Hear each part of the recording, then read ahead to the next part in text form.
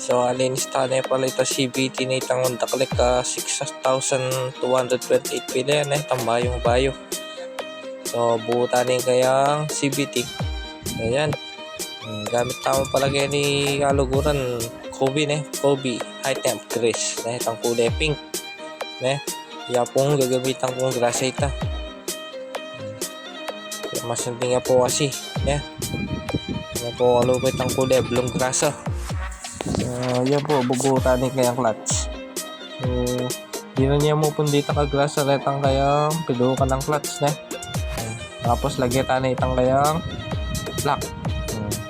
Tapos sa tangatlong siklit ayaw po kakalingwan, tsaka samasan nyo lang pong ikabit ayaw po babaligtad at sila pong tamang pamangabit rin. Ito po manda mga saglit tapos kabitsura tanga 2 oring. Tapos dito nyo nga timanong grasa yung kaya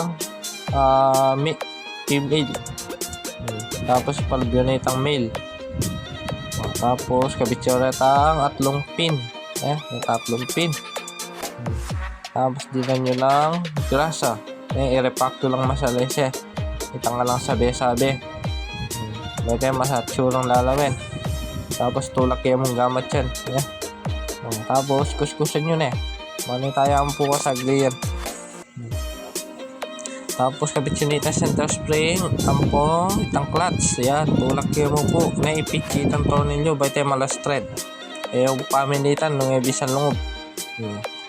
Mani tayo ang puka sa gli. Like and share na mo may kiratamang video. Kaya follow na lang po Mechanic Joban. Mani tatamang po sa gli maglinis CVT. Nanyariwa na naman ng CVT ng madam.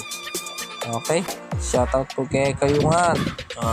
Pati po itang bearing kitang takap na di na niya, yun ang kalangina. Ito po matalo sadya naman dumurot.